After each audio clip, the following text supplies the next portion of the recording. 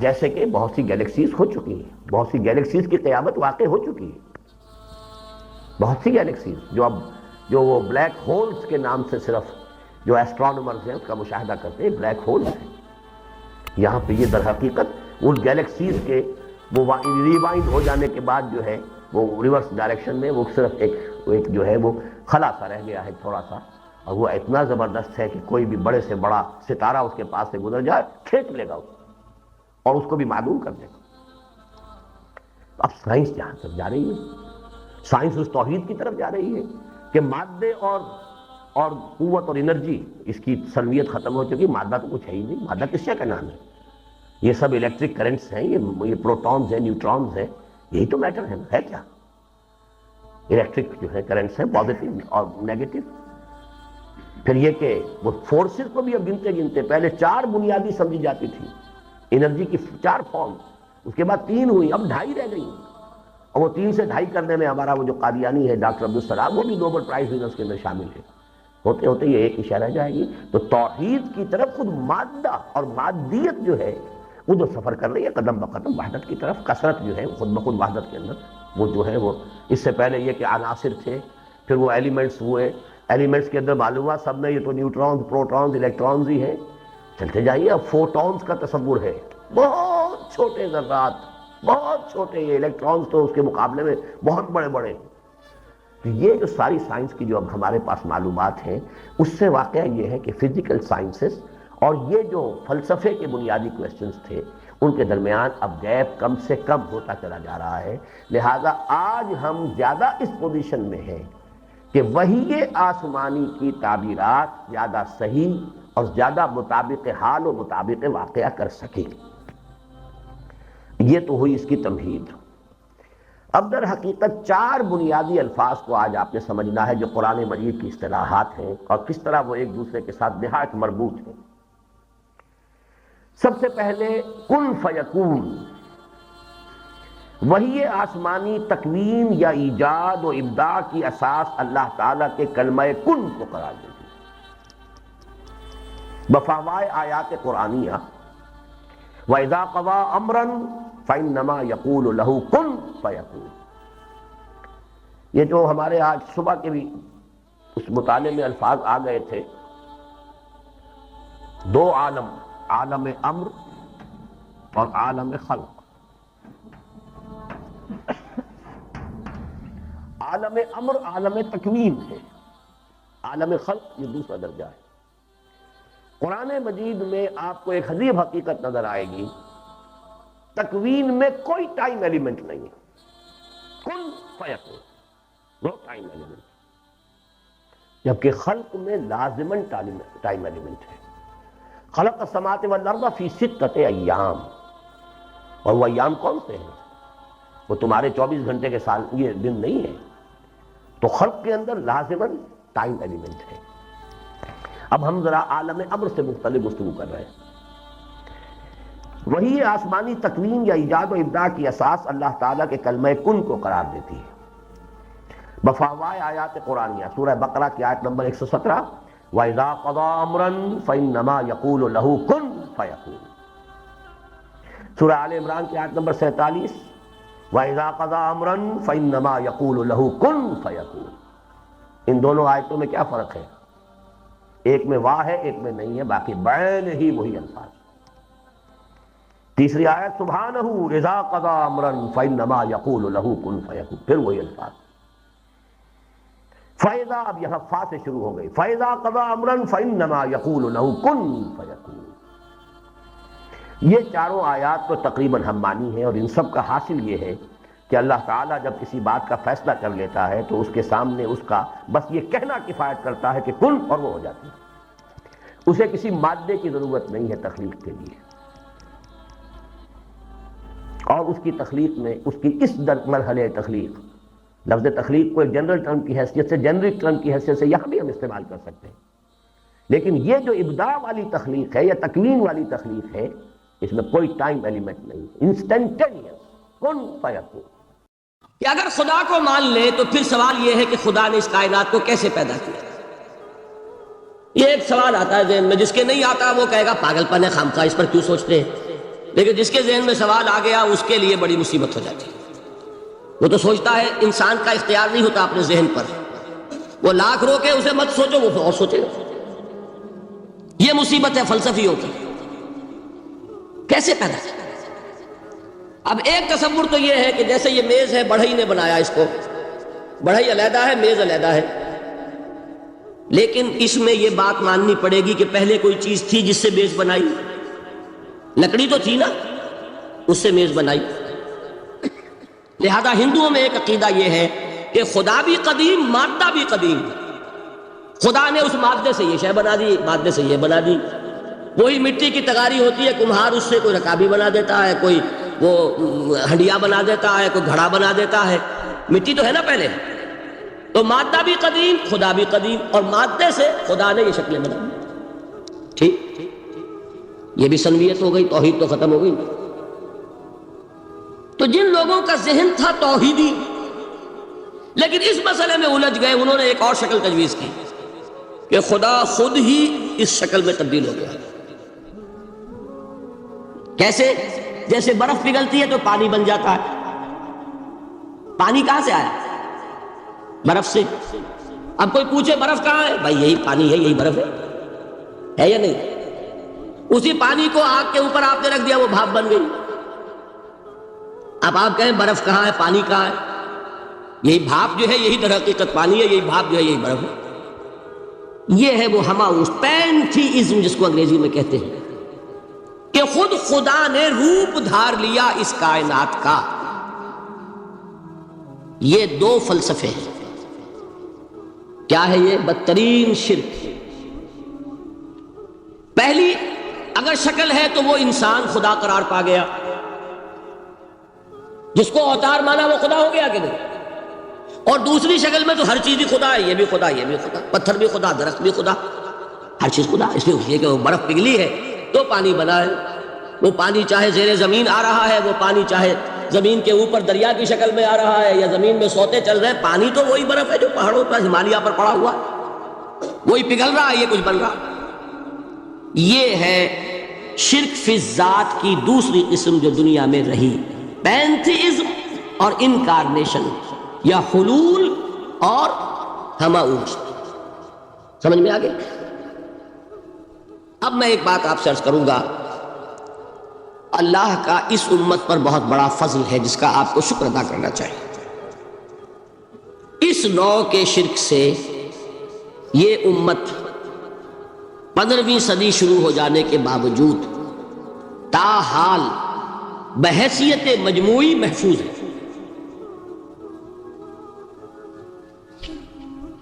میں نے بحیثیت مجموعی کہا ہے.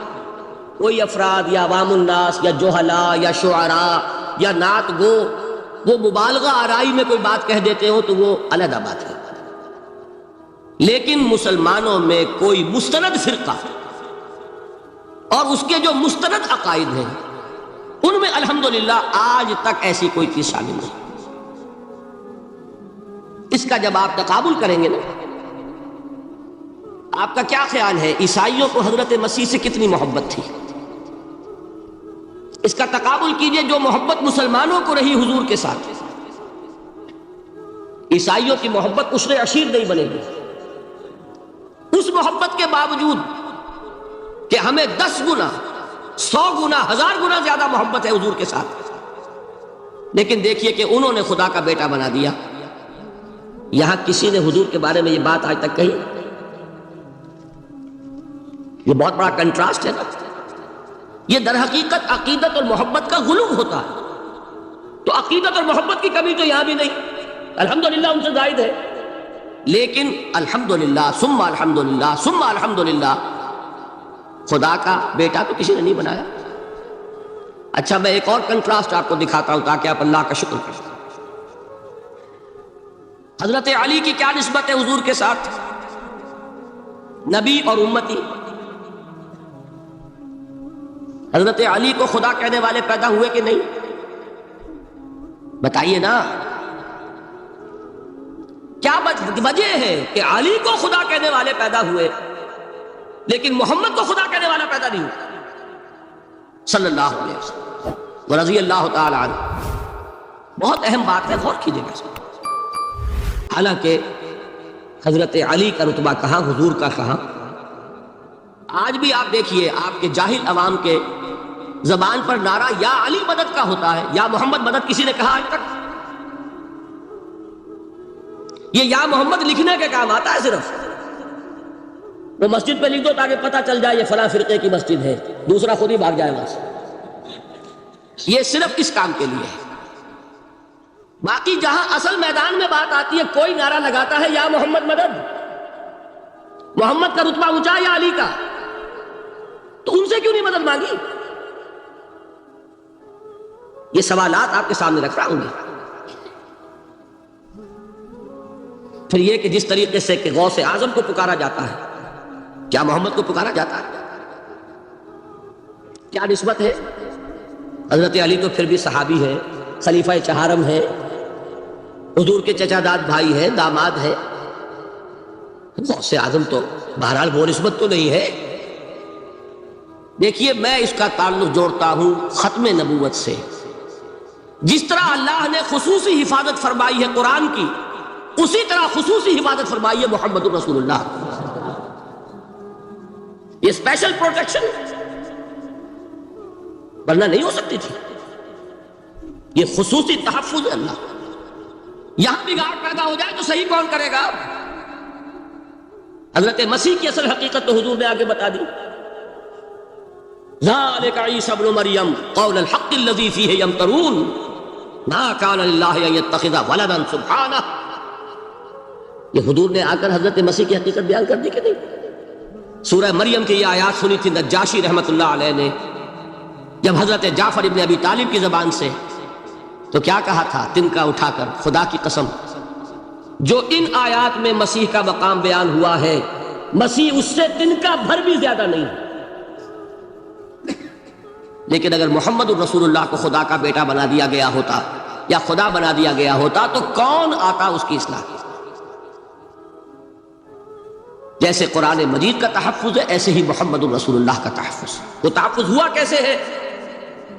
جتنا قرآن مجید نے ایمفیسائز کیا حضور کی بشریت کو، قل انما انا بشر مثلکم، اے نبی ان کو بتاتے رہیے، بار بار بتائیے کہ مجھے کچھ اور نہ بنا لینا، میں بھی بشر ہوں، انسان ہوں. ہاں مجھ پر وحی ہوتی ہے، تم پر نہیں ہوتی، یہ فرق ہے. میں رسول ہوں، تم نہیں ہو. یہ بعد میں ذرا اور مسئلہ میں واضح کروں گا. ابھی صرف یہ نوٹ کیجئے کہ یہ تحفظ جو ہے، جیسے قرآن کو تحفظ دیا لیکن اس کے لیے ذرائع بھی ہے. یہ حفظ قرآن کا سلسلہ جو ہے یہ اس کا ذریعہ بنا. یہ رمضان میں تراویح جو ہے اس کا ذریعہ بنی. ہمارے ملکوں کے اندر تو حفاظ کو مسجدیں نہیں ملتی، تلاش کرتے پھرتے ہیں. اور ایک جیسا کہ اینول جشن ہوتا ہے قرآن مجید کا، ہر حافظ اپنا حفظ تازہ کر رہا ہے، حفاظ لگے ہوئے ایک دوسرے کے ساتھ تازہ کرنے میں. یہ ذریعہ ہے اللہ تعالیٰ نے کہ جس کے ذریعے سے قرآن کو محفوظ کیا. تو حضور کو جو حفاظت دی اس کا ایک طریقہ کیا ہوا؟ قرآن مجید میں حضور کی بشریت کا نمایاں کرنا، اور دوسرا یہ کہ خود حضور نے ایسی باریک بینی سے روکا. یہ بھی آپ کو پسند نہیں تھا کہ میں آؤں تو تم کھڑے ہو جاؤ. سنا کہ نہیں سنا آپ نے؟ صحابہ کو آپ روکتے تھے. ایک صحابی کی زبان سے نکل گیا ما شاء اللہ و ما شئت، جو اللہ چاہے اور جو آپ چاہیں. فوراً ٹوک دیا اجعلتنی للہ ندا، کیا تم نے مجھے خدا کا مد مقابل بنا دیا؟ مشیت صرف اس کی ہے. یہ روک ٹوک، یہ وہ چیزیں ہیں کہ جس کی بنا پر اللہ نے تحفظ عطا فرمایا. یہ جو آپ نے فرمایا میری قبر کو اسی جلسے اور جشن کا مرکز نہ بنا لے، فرمایا کہ نہیں فرمایا؟ اللہ تعالیٰ لعنت فرمائے بنی اسرائیل پر کہ انہوں نے اپنے نبیوں کی قبروں کو وہ میلہ گاہ بنا. یہ ساری وہ ہے، یہ تحفظات ہیں، یہ بچاؤ ہے. یہ امت کو متنبہ کیا جا رہا ہے کہ محبت اور عقیدت کا غلو جیسے پہلے ہوا، یا اہل الکتاب لا تغلو فی دینکم، اے کتاب والو اپنے دین میں غلو سے کام لو. یہ غلو محبت، غلو عقیدت ہے جس کی بنا پر وہ خدا کے بیٹے بنا دیے گئے. اور اگر وہ ہوتا، یہاں اللہ کا نہ معلوم اللہ کے برابر کس طریقے سے حضور کو بنا دیا جاتا، لیکن قرآن نے خود حضور نے اس کی پیشبندی کی، جس کا ظہور ہم دیکھ رہے ہیں کہ اللہ کے فضل و کرم سے یہ امت تا حال بحیثیت مجموعی محفوظ ہے۔ البتہ دیکھیے شاعروں کی باتیں اور ہوتی ہیں، اور عوام کی اور واعظوں کی اور نعت گوؤں کی باتیں جو ہے وہ اور ہیں۔ میں جس چیز کی نفی کر رہا ہوں وہ علماء کی بات ہے۔ شاعروں کا تو قرآن مجید کے اندر خود ہی بھاڑا پھوڑ دیا اللہ نے، وَالشُّعَرَاءُ يَتَّبِعُهُمُ الْغَاوُونَ أَلَمْ تَرَ أَنَّهُمْ فِي كُلِّ وَادٍ يَهِيمُونَ إِنَّهُمْ يَقُولُونَ مَا لَا يَفْعَلُونَ۔ مبالغہ نہ کریں تو شعر میں رنگ ہی پیدا نہیں ہوتا، پھر شعر کائے کو کہنا ہے نثر کہو بھائی، مبالغے سے اس میں ایک تاثیر ہے۔ وہ مبالغے ہمارے شاعروں نے ہمارے نعت گوؤں نے کیے ہیں، اور اس میں اللہ تعالیٰ انہیں معاف کرے بالکل اوتار کر الفاظ بھی استعمال کر دیے۔ وہی جو مستوی عرش تھا خدا ہو کر، اتر پڑا وہ مدینے میں مصطفیٰ ہو کر۔ بتائیے رام چندر جی کے بارے میں جو عقیدہ ہے، اب کیا فرق رہ گیا؟ بال برابر فرق ہے یا کوئی؟ اور نکتے پیدا کرتے ہیں۔ مدینے کی مسجد میں ممبر کے اوپر بغیر عین کا ایک عرب ہم نے دیکھا، کیا سمجھ میں آیا؟ عرب میں سے عین نکالا کیا بنا؟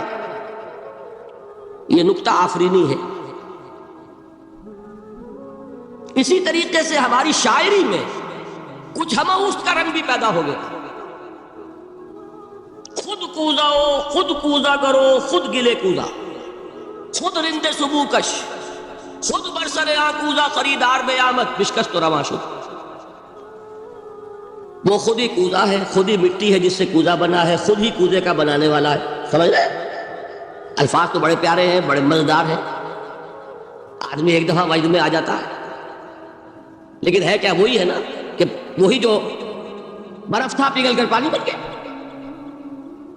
خود کوزاؤ، خود کوزا کرو، خود گلے کوزا، خود رند صبو کش، خود ہی اس کوزے میں شراب ڈال کے پیتا بھی ہے، خود ہی مٹی ہے، خود ہی وہ بنانے والا ہے، خود ہی کوزا ہے، خود ہی اس میں شراب ڈال کے پیتا بھی ہے، اور خود ہی اس کوزے کو توڑ کر اپنا راستہ بھی لیتا ہے۔ اب آپ اس پر سر دھنیے اور جو چاہے کریں، لیکن یہ کہ اس کا ڈانڈے مل گئے کہ نہیں اسی ہماؤست سے؟ لیکن یہ کسی مفتی کی بات ہے کیا؟ یا کسی ائمہ دین میں سے کسی کا قول ہے؟ بھائی شاعروں کی باتیں سن لیا کریں، اللہ اللہ خیر سن۔ ان چیزوں کا بہت زیادہ سختی کے ساتھ نوٹس بھی لینے کا کوئی فائدہ نہیں ہوتا۔ بات وہ ہونی چاہیے کہ جو علماء کہہ رہے ہیں مستند عقائد ہو، جو ان کی کتابوں میں درج ہے، ان سے بات ہونی چاہیے۔ تو یہ چیزیں، یہ گمراہیاں آئی ہیں، لیکن الحمدللہ ثم الحمدللہ کہ یہ عوام میں ہے، جہلاء میں ہے، شعراء میں ہے، نعت گو میں ہے، یہ کسی بھی مستند دینی فرقے کے مستند علماء میں ہم کہاں موجود ہے۔ البتہ ایک مسئلہ جو ہے نور اور بشر کا، وہ ذرا تھوڑا سا میں حل کر دوں آج۔ آپ سمجھتے ہوں گے لا ینحل ہے۔ میں نے جس طرح کہا تھا کہ امام بخاری کا قول بھی 100% درست اور امام ابو حنیفہ کا بھی 100% درست ثابت کیا کہ نہیں، اسی طرح میں کہتا ہوں جو حضور کو بشر کہتے ہیں وہ بھی 100% درست، جو حضور کو نور کہتے ہیں وہ بھی 100% درست۔ مطلب کیا ہے؟ دیکھیے ہر انسان کے وجود کے دو حصے، میں نے پہلے دن شاید کچھ بیان کیا تھا۔ ایک خاکی وجود، اور اینیمل بینگ جو حیوان ہے ہمارا، ایک وہ روح ربانی جو اس میں پھونکی گئی۔ آدم میں جب وہ روح پھونکی گئی تب وہ مسجود ملائک بنے۔ فَإِذَا سَوَّيْتُهُ وَنَفَخْتُ فِيهِ مِن رُّوحِي فَقَعُوا لَهُ سَاجِدِينَ۔ دو جگہ آیت ہے قرآن مجید میں، ایک شوشے کے فرق کے بغیر، سورہ حجر اور سورہ صاد۔ جب میں اس کو پوری طرح تیار کر لوں اور اس میں اپنی روح میں سے پھونک دوں تو گر پڑنا اس کے سامنے سجدے میں۔ ہمارا جو خاکی وجود ہے وہ ظلمانی ہے، اور جو ہمارا روحانی وجود ہے وہ نورانی ہے۔ اس کی نسبت کس سے ہے؟ اللہ سے۔ بات سمجھ میں آئی؟ لیکن ہم نے اپنے اس نورانی وجود کو اپنے خاکی ظلمانی وجود میں دفن کیا ہوا، اور محمد الرسول اللہ صلی اللہ علیہ وسلم کا وہ نورانی وجود آپ کے اس خاکی وجود پر اس درجے غالب تھا کہ وہ خاکی وجود معدوم کے درجے میں ہے، لیکن وہ حضور صلی اللہ علیہ وسلم پر اثر انداز نہیں ہو سکتا۔ وہی خاکی وجود ہے جسے ہم نفس کہتے ہیں۔ نفس غلبہ کر سکتا ہے محمد پر صلی اللہ علیہ وسلم؟ حضور کی شخصیت کی نورانیت نے آپ کی شخصیت کے خاکی وجود کا احاطہ کیا ہوا، ہماری شخصیت کی ظلمانیت نے ہماری اس نورانیت کو گل کیا ہوا، دفن کیا ہوا، چھپایا ہوا۔ بس یہ فرق ہے۔ انہیں آپ کہہ لیں نور، صحیح ہے، ان کی نورانیت غالب ہے۔ یہی بات ہے جو حضور نے اس طرح سمجھائی۔ دیکھو ہر انسان کے ساتھ ایک شیطان ہوتا ہے۔ اب کسی صحابی نے بڑی جرت سے کام لیا، پوچھ لیا حضور کہ آپ کے ساتھ بھی ہے؟ ہر انسان کے ساتھ جو کہا نا، تو انسان تو ہے آپ بھی، لیکن آپ کے ساتھ بھی ہے؟ آپ نے فرمایا ہے، لیکن میں نے اسے مسلمان کر رکھا ہے۔ بات ختم ہو گئی۔ نفی نہیں ہے، وہ میرے تابع ہے، میرا مطیع ہے، مجھے گدن نہیں پہنچا سکتا۔ ہے تو صحیح، لیکن نہ ہونے کے درجے میں آ گیا کہ نہیں؟ یہ ہے فرق سارا۔ اور میں یہاں پہ کوٹ کرنا چاہتا ہوں ایک بہت بڑے بریلوی مکتب فکر کے عالم دین، صاحبزادہ، نام میرے ذہن سے ایک دم اتر گیا، فیض الحسن، اللہ تعالیٰ ان کی خطاؤں سے درگزر فرمائے، ان کی مغفرت فرمائے۔ آپ نے سنا ہوگا نا نام۔ انہوں نے ایک روز تقریر کی جو میں نے سنی، اور تقریر کہاں کی؟ ساہیوال میں۔ وہاں کا ایک بہت مشہور چوک ہے، مہاجرین، مسجد مہاجرین کہلاتی ہے، وہاں تقریر تھی، میں نے سنی۔ ان کے الفاظ یہ تھے کہ کیا آپ لوگ ہمیں جاہل سمجھتے؟ کیا ہمیں عربی نہیں آتی؟ کیا ہم نے قرآن نہیں پڑھا جس میں بار بار یہ لکھا ہوا ہے کہ حضور بشر ہیں؟ حضور بشر ہیں، لیکن اصل میں ہم حضور کی بشریت کو نمایاں کرنے کو سوء ادب سمجھتے ہیں۔ بات سمجھیے آپ نے، اس طرح پیاری بات ہے۔ انہوں نے کہا کہ آپ کے باپ کا نام کیا ہے؟ عبد الرحمن۔ آپ عبد الرحمن کہہ کے پکارتے ہیں انہیں؟ ابا جان۔ ابھی آپ نے وہ آیات سنی، حضرت ابراہیم نے اپنے مشرک باپ کو یا ابت ہے، یا ابت ہے، بڑا پیارا ترجمہ کیا، ابا جان، ابا جان۔ کیا نام لیں گے؟ آپ کے باپ کا نام ہے، نام نہیں لیتے آپ، کیوں؟ ادب کی وجہ سے۔ اسی وجہ سے ہم در حقیقت حضور کی بشریت کو نمایاں کرنے کو سوء ادب سمجھتے ہیں، ورنہ کوئی ہم جاہل ہیں، ہمیں عربی نہیں آتی، ہم نے قرآن نہیں پڑھا، ہم جانتے ہیں کہ وہ بشر۔ بات سمجھ میں آئی؟ کتنی آسانی سے مسئلہ حل ہوتا ہے، بشرطے کہ نیت حل کرنے کی ہو۔ آخر آمنہ کے بیٹے ہیں، عبداللہ کے بیٹے ہیں، عبد المطلب کے پوتے ہیں، بچپن آپ پر گزرا ہے، لڑکپن آپ پر گزرا ہے، نوجوانی آپ پر آئی ہے، جوانی آپ پر آئی ہے، شادی آپ نے کی ہے، اولاد آپ کی ہے۔ کون بے وقوف احمق ہوگا کہ جو آپ کی بشریت کا انکار کرے؟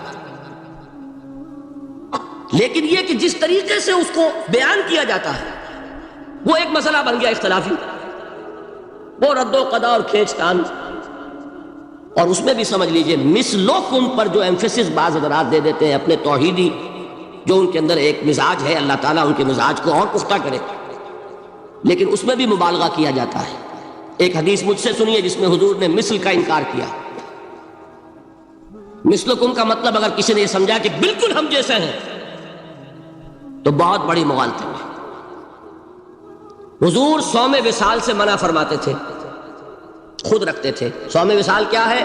آج روزہ رکھا، شام کو افطار نہیں کیا، وہی روزہ رات بھر چل رہا ہے، اگلے دن بھی چل رہا ہے، شام تک کو جا کے پھر کھولا تو 2 دن کا صوم وصال ہو گیا۔ اگلے دن بھی نہیں کھولا، چلا تو 72 گھنٹے کا صوم وصال ہو گیا۔ یہ کیا ہے؟ صوم وصال۔ خود رکھتے تھے اور صحابہ کو روکا۔ صحابہ میں سے کسی نے ہمت کر لی، حضور آپ خود رکھتے ہمیں روکتے۔ فرماتے ہیں ایکم مثلی، تم میں سے کون مجھ جیسا ہے؟ ابھی تو عند ربی، میں تو اپنے رب کے پاس رات گزارتا ہوں، ہوا یطعمنی ویسقین، وہ مجھے کھلاتا ہے پلاتا ہے۔ بتائیے کون ہے جو اس کا دعویٰ کرے گا؟ حضور کے خصائص ہیں۔ حضور خود فرماتے ہیں تم صرف سامنے سے دیکھتے ہو، میں پیچھے سے بھی دیکھتا ہوں۔ کہاں ہوا وہ مثلیت؟ اگر آپ نے بالکل اپنے جیسا سمجھ لیا تو بڑے مغالطے میں ہیں۔ نبی کا مقام ہے، نبی کا رتبہ ہے، نبی کے خصائص ہیں۔ آپ سو گئے تو آپ کی نیند، آپ کی وضو ٹوٹ گئی اور نبی سو گیا تو کہاں گئی مثلیت پھر؟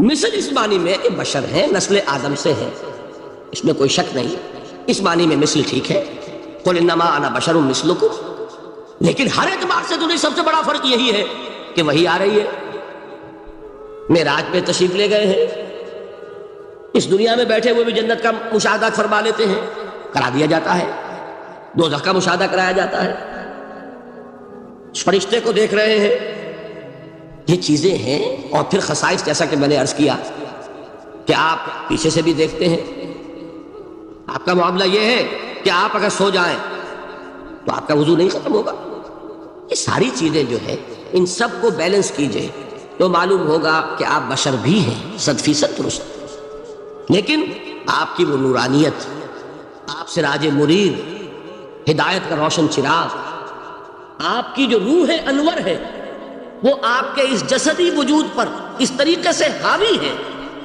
کہ گویا کہ اس نے اس کی ظلمانیت کو ختم کر کے رکھ دیا۔ اس معنی میں کوئی کہے نور مجسم تو مجھے کوئی اعتراض نہیں، یہ ہے ان چیزوں کو جمع کرنے کی شکل، خام خواہ کی کھینچ تان کے سوا کچھ نہیں۔ بہرحال یہ پہلا حصہ ختم ہوا، شرک فی الذات۔ اب آئیے شرک فی الصفات۔ میں نے عرض کیا تھا کہ یہ ایک بڑا علمی مسئلہ ہے اور اس میں ٹھوکر لگ جاتی ہے۔ وجہ کیا ہے اس کو سمجھ لیں۔ بنیادی بات، ہماری زبان جو ہے وہ بہت محدود ہے، ہماری ہی زبان ہے جسے اللہ نے ذریعہ بنایا اپنی ہدایت کا، ورنہ ہمارے پلے نہ پڑتی بات، ظاہر ہے نا۔ لیکن ہماری زبان کی محدودیت ہے، اس محدودیت کا ایک مظہر یہ ہے کہ ہم جو الفاظ اللہ کے لیے بطور صفت استعمال کرتے ہیں وہی الفاظ مخلوقات کے لیے بھی کر لیتے ہیں۔ اللہ موجود، ہم بھی موجود، اللہ زندہ، ہم بھی زندہ، اللہ علیم، تو انسان علیم بھی علیم نہیں، علامہ بھی ہے کہ نہیں؟ یہ تو بڑا مبالغے کا لفظ ہے، انسان علامہ ہے۔ اللہ دیکھتا ہے، بصیر ہے، ہم بھی بصیر ہیں، اللہ سنتا ہے، سمیع ہے، ہم بھی سنتے ہیں، اللہ کو قدرت حاصل ہے، کچھ ہمیں بھی حاصل ہے۔ ایک مکہ مارا تھا حضرت موسیٰ نے، جان نکال دی تھی کہ نہیں؟ ہے نا کچھ نہ کچھ۔ اللہ چاہتا ہے، ہم بھی چاہتے ہیں، اسے دیکھیے چاہت میں وہ ہو گیا تھا جس پر روک دیا حضور نے، ما شاء اللہ وما شئت اجعلتنی للہ ندا، کیا تم نے مجھے اللہ کا مد مقابل بنا دیا؟ دھوکہ ان الفاظ کے اشتراک کی وجہ سے لگ جاتا ہے۔ بات سمجھ میں آئی؟ اب اس میں فارمولہ میں نے عرض کیا تھا کہ ایک نوٹ کر لیں تو مسئلے سارے حل ہو جائیں۔ جب ہم کوئی لفظ بطور صفت اللہ کے لیے بولتے ہیں اور اسی لفظ کو مخلوق میں سے کسی کے لیے بولتے ہیں، مخلوق میں سب آ گئے، جمادات، حیوانات، انسان، اولیاء اللہ، فرشتے، انبیاء، رسول، سب مخلوق تو ہیں، تو کل مخلوقات کو جب ہم ایک لفظ بطور صفت استعمال کریں گے اللہ کے لیے اور اسی لفظ کو استعمال کریں گے بندوں کے لیے، تو ان میں 3 فرق ہیں جو ذہن میں رہنے چاہیے، گن کر یاد کی جائے۔ اللہ کی ذات قدیم ہے، ہمیشہ سے ہے، اسی طرح اس کی صفت بھی قدیم ہے، ہمیشہ سے ہے۔ مخلوقات حادث ہیں، ان کی صفات بھی حادث ہے، حادث قدیم کے مقابلے میں کہ پہلے نہیں تھی پھر ہو گئی۔ ایک فرق، اللہ کی ذات از خود ہے، کسی اور نے تو اس کو وجود نہیں بخشا نا، اللہ کا وجود از خود ہے، ذاتی ہے، اسی طرح اس کی صفات ذاتی ہے، کسی اور کی عطا کردہ نہیں ہے۔ مخلوق کوئی ہو، کسے باشد، ان کا وجود ذاتی نہیں، عطائی ہے، اللہ نے دیا تو وجود ملا۔ اسی طرح ان کی صفات عطائی ہے، ذاتی نہیں۔ 2 فرق ہو گئے۔ اللہ کی ذات مطلق ہے، لا محدود، اسی طرح اس کی صفات مطلق ہیں لا محدود.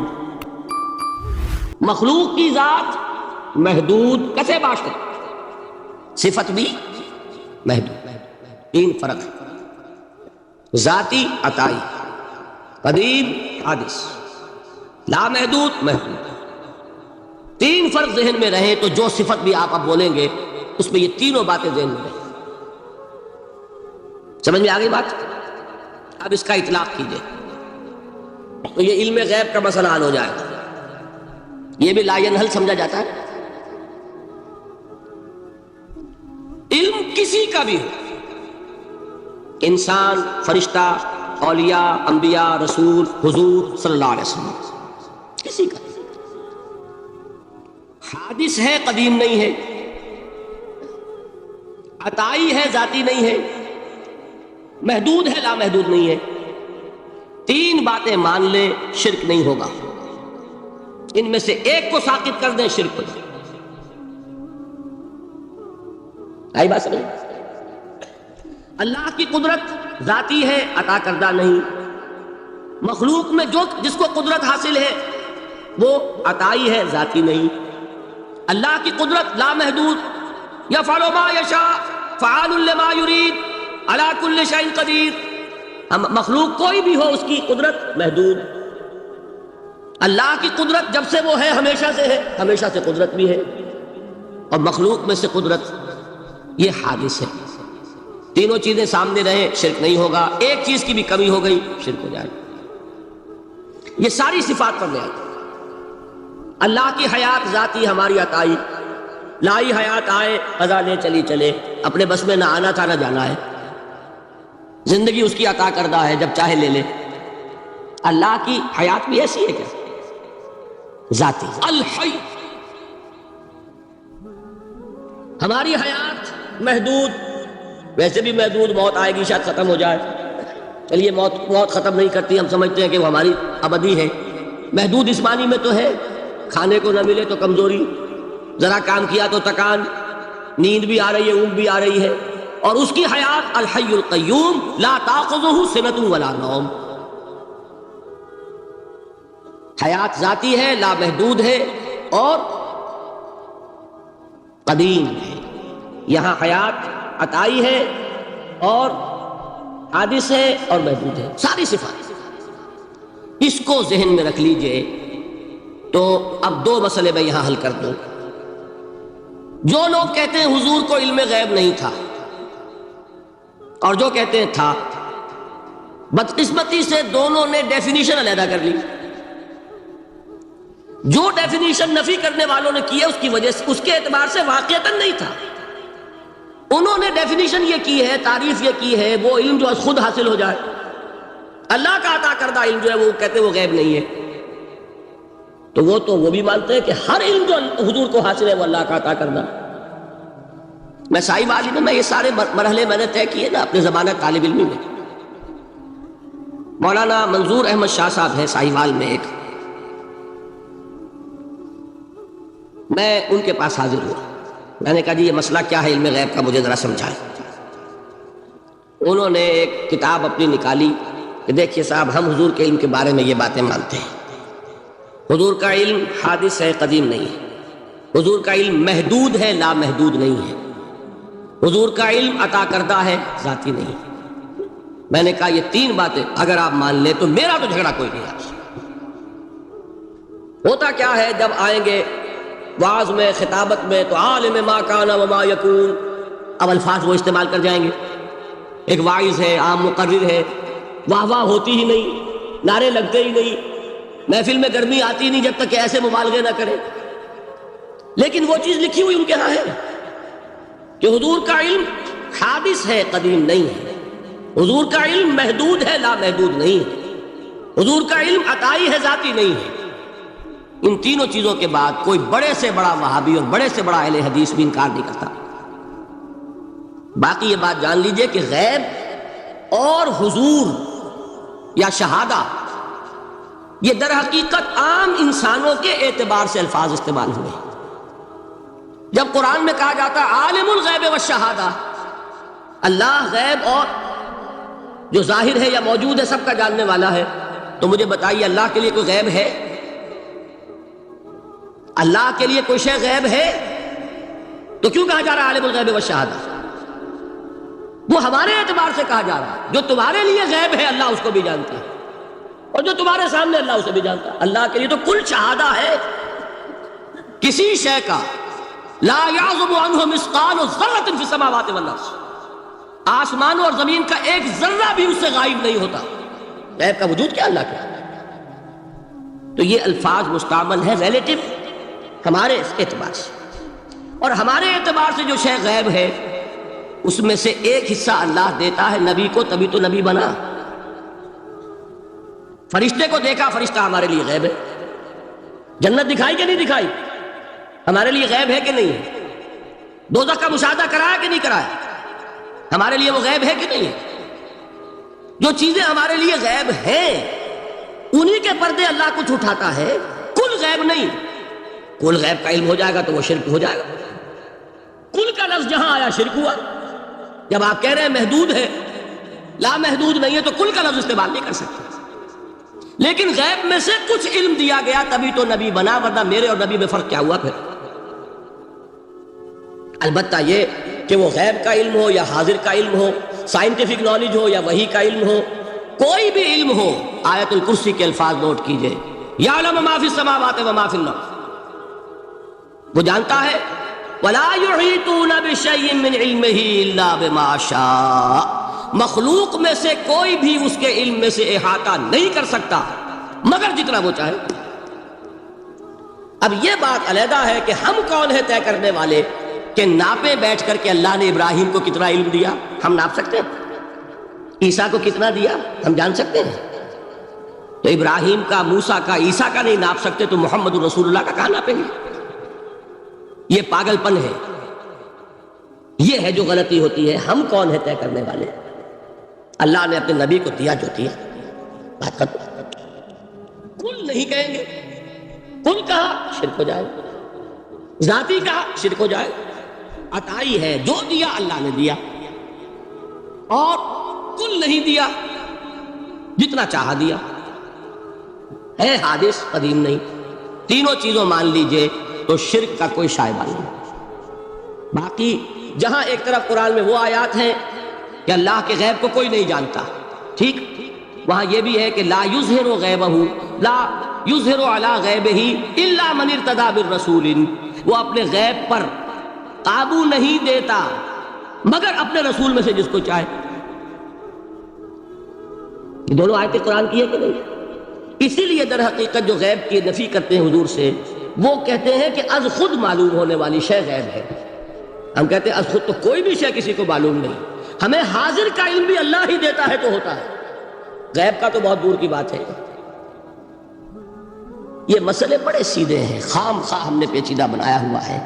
خدا کے لیے ان مسئلوں کو سلجھائیے اور جوڑیے، کاٹنے کی بجائے جوڑنے کی فکر کیجیے کہ بھائی یہ اپنی اپنی جگہ پر علیحدہ علیحدہ تم نے تعریفیں کر رکھی ہیں اس لیے جھگڑ رہے ہیں، ورنہ دونوں باتیں صحیح ہیں۔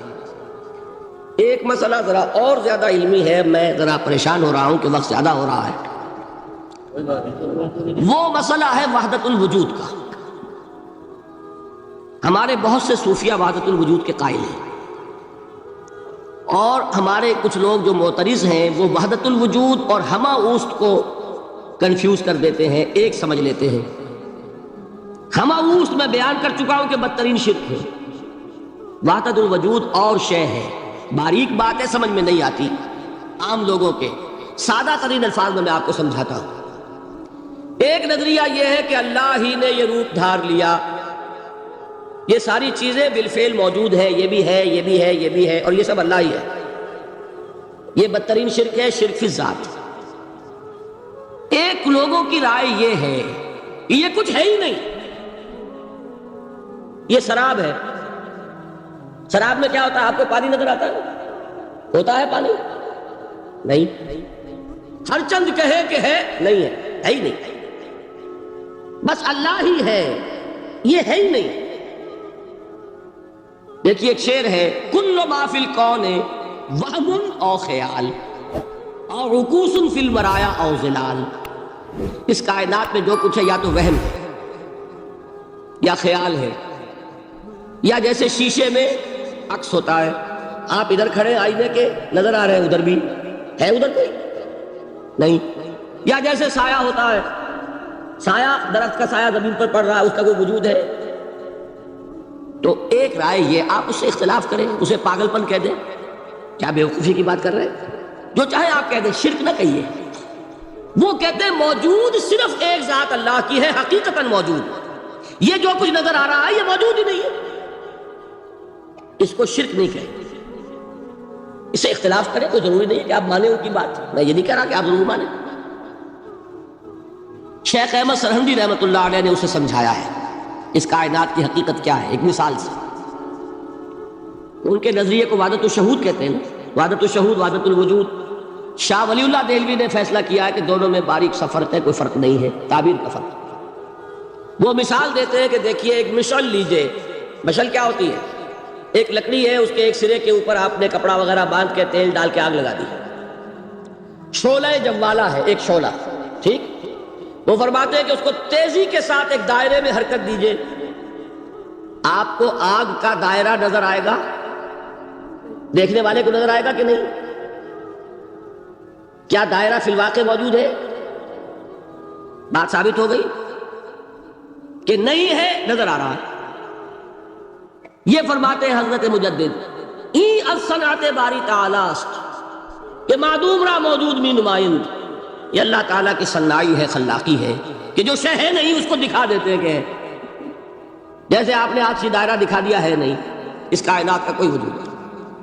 میں پھر عرض کروں گا، آپ اس سے اختلاف کریں، اسے نہ مانیں، چھوڑ دیں اس کو، یہ مسئلے ہیں فلسفے کے، لیکن سوال یہ ہے کہ اس کو شرک نہیں کہیں گے آپ۔ شرک وہ ہے جب کہیں یہ بھی شے ہے اور خدا ہے، یہ بھی ہے اور خدا ہے، پتھر بھی ہے اور خدا ہے۔ جب یہ کہا جائے گا یہ ہے ہی نہیں، صرف خدا ہے، تو در حقیقت اس کو شرک نہیں کہیں گے، یہ وحدت الوجود ہے، یونٹی آف بینگ۔ اب اس کو میں ایک اور اعتبار سے سمجھا دوں گا تو مجھے امید ہے اللہ تعالیٰ اس کو آپ پر کھول دے گا۔ دیکھیے، ایک ہمارا علم، ایک اللہ کا علم، ٹھیک؟ جب تقابل کریں گے تو کیا کہیں گے؟ اللہ کے علم کے مقابلے میں ہمارا علم ہے ہی نہیں، ٹھیک؟ اللہ کی قدرت کے مقابلے میں ہماری قدرت زیرو، اللہ کی مشیت کے مقابلے میں ہماری مشیت کچھ نہیں۔ وما تشاؤون الا یشاء اللہ، تم چاہ بھی نہیں سکتے جب تک کہ اللہ نہ چاہے۔ تو کیا ہوئی؟ خاک ہوئی۔ یہی آتے ہیں نا جو حدیث جس میں کہ دعا استخارہ حضور نے تلقین فرمائی، اور صحابہ فرماتے ہیں کہ حضور نے ہمیں اس طرح سکھائی یہ دعا استخارہ جیسے قرآن سکھایا۔ اس میں الفاظ کیا ہیں؟ فَإِنَّكَ تَعْلَمُ وَلَا أَعْلَمُ وَتَقْدِرُ وَلَا أَقْدِرُ، اے اللہ تجھے قدرت حاصل ہے، مجھے کوئی قدرت حاصل نہیں۔ اگر ظاہری الفاظ پر جائیں گے تو یہ تو خلاف واقعہ بات ہے۔ کیا حضور کو کوئی علم حاصل نہیں تھا؟ یا تو حضور فرما رہے فَإِنَّكَ تَعْلَمُ وَلَا أَعْلَمُ، یا چلیے اگر کوئی اور عام انسان کہتا ہے میں نہیں جانتا، تو کیا کوئی علم حاصل نہیں اسے؟ کچھ نہ کچھ علم تو ہے نا۔ لیکن اللہ کے علم کے مقابلے میں وہ نہ ہونے کے برابر۔ اسی طریقے سے سمجھ لیجئے اللہ کے وجود کے مقابلے میں اس کائنات کا وجود نہیں ہے۔ بات ختم ہو گئی، مسئلہ صاف ہو گیا۔ حقیقی وجود صرف اللہ کا ہے، یہ اعتباری ہے، یہ ٹرانزینٹ، آل از چینج، پینٹا رائم، بدل رہی ہے ہر شے، کسی چیز کو ثبات نہیں۔ آپ ایک لمحے پہلے جو آپ تھے وہ آپ، ایک لمحے بعد وہ آپ نہیں ہے، بدل گئے آپ۔ ایک تسلسل ہے آپ کا کہ آپ سمجھتے ہیں کہ آپ وہی ہیں کہ جو آج سے 10 سال پہلے تھے۔ کیا آپ وہی ہیں؟ بدل چکے، خون پورا بدل چکا، نہ معلوم کتنی دفعہ بدل چکا، کھال بدل چکی۔ یہ تو معلوم یہ ہوا کہ یہ جو کچھ ہے ٹرانزینٹ ہے، عارضی ہے، فانی ہے، نہ ہونے کے برابر ہے، وجود برحق صرف اللہ۔ یہ بھی در حقیقت اسی شرک فی الوجود کی بات ہے۔ اگر ہم یہ کہیں کہ اللہ بھی موجود ہم بھی موجود، یہ کیا ہو گیا؟ شرک فی الوجود۔ اسی کو کہا ہے غالب نے جارو بلا بیار کہ یہ شرک فی الوجود، با گرد فرش و سینہ بایماں برا مرست. اگر آپ کے گدے کے اوپر گردہ پڑ گیا ہو تو جھاڑتے ہیں نا، فرش کے اوپر گردہ ہے تو جھاڑو سے صاف کرتے ہیں. غالب کہتا ہے کہ اگر تمہارے دل میں یہ گردہ آ گیا ہے کہ تم بھی موجود ہو، اللہ بھی موجود ہے، تو لا کی جھاڑو سے صاف کر دو اس گردے کو، کہ یہ شرک فی الوجود ہو جائے گا. ہم نہیں ہیں بھائی، ہمارا کیا وجود ہے، ہماری کو کیا حقیقت ہے، اللہ ہی ہے. بس یہ ہے اصل میں. پھر میں عرض کروں گا کوئی قبول کرے نہ کرے، اسے گمراہی کہے، اس کو جھوٹ کہے، اسے پاگل پن کہے، میں نہیں جھگڑوں گا، لیکن شرک نہیں کہہ سکتے آپ اس کو. شرک وہ ہماوست ہے، اس میں اور اس میں زمین و آسمان کا فرق. اب آئیے آخری شرک، شرک فی العبادت یا شرک فی الحقوق. اللہ کے حقوق کے لیے ایک لفظ استعمال کریں گے تو وہ کیا ہے؟ عبادت. وما خلقت الجن والانس الا لیعبدون، میں نے جنوں اور انسانوں کو پیدا ہی اس لیے کیا کہ میری عبادت کریں. اب عبادت میں شرک اگر ہوگا تو یہ شرک کی تیسری قسم ہو جائے گی. عبادت میں شرک سے مراد کیا ہے اس کو سمجھیے. یہ میں پہلے بیان کر چکا ہوں عبادت کسے کہتے ہیں. عبادت کے دو جز سمجھ لیجئے. جیسے ایک میرا یہ جسم ہے، ایک اس میں روح ہے. روح نظر نہیں آتی، نظر جسم آتا ہے، لیکن اس جسم کا سارا وجود اس روح سے ہے. چلیے روح کو چھوڑیں، جان کیا کس بلا کا نام ہے، کسی کو نظر آئی آج تک؟ لیکن یہ جان ہی ہے جو اس جسم کو قائم رکھے ہوئے ہے. اسی طرح عبادت کا ایک جسم ہے، ایک جان ہے. جسم کیا ہے؟ اطاعت، اللہ کی بندگی، ہما تن بندگی، ہما وجوہ بندگی، ہما وقت بندگی، یہ تو بیان کر چکا. اور روح کیا ہے؟ محبت، اللہ کی محبت.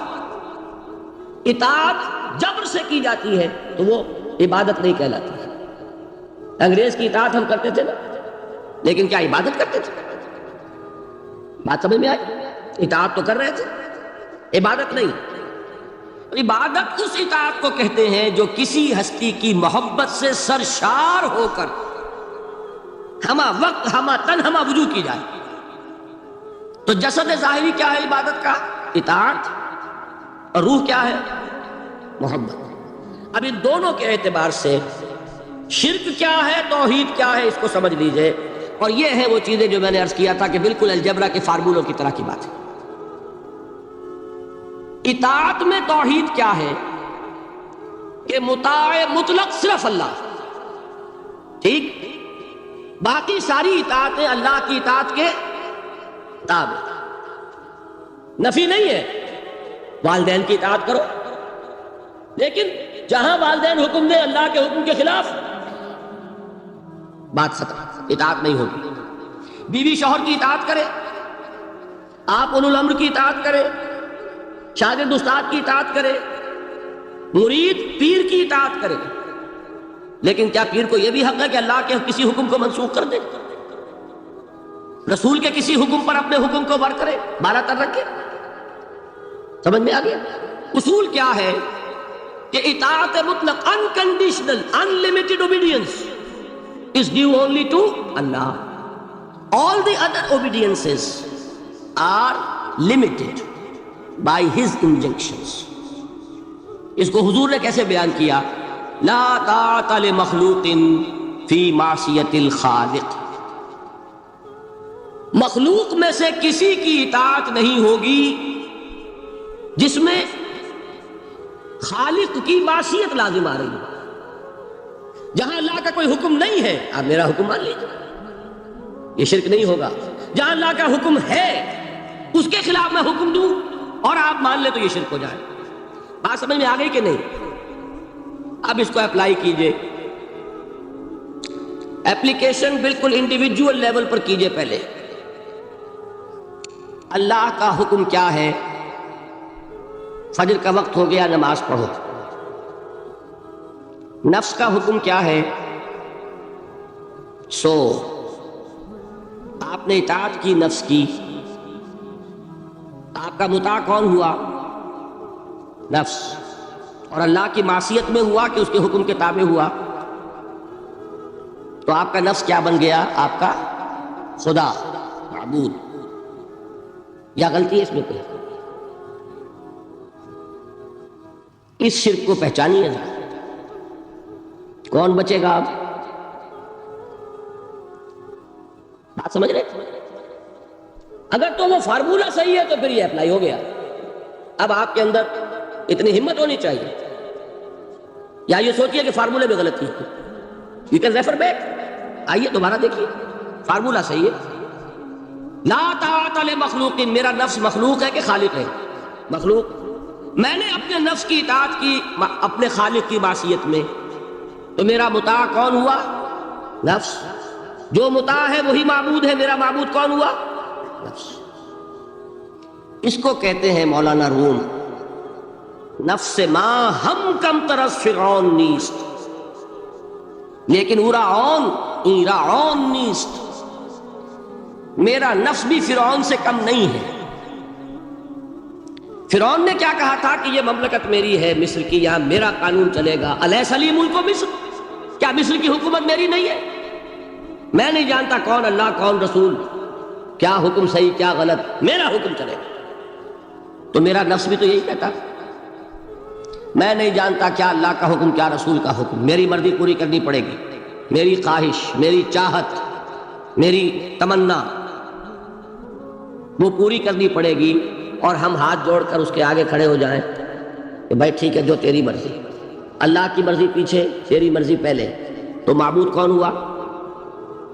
نفس ما ہم کم ترس فرعون نیست لیکن اورا عون ایرا عون نیست. ٹھیک، قرآن سے سند چاہیے. قرآن نے فرمایا ارائیت من اتخذ الہہ ہواہ، کیا تم نے دیکھا اس شخص کو جس نے اپنی خواہش نفس کو اپنا الہ بنا رکھا ہے؟ الہ کا لفظ وہ ہے جو آپ کے کلمہ طیبہ میں ہے، کہہ رہا ہے لا الہ الا اللہ اور تسبیح پڑھ رہا ہے لا الہ الا اللہ، اور جب فارغ ہوتا ہے تو نفس کو فوراً معبود بنا لیتا ہے.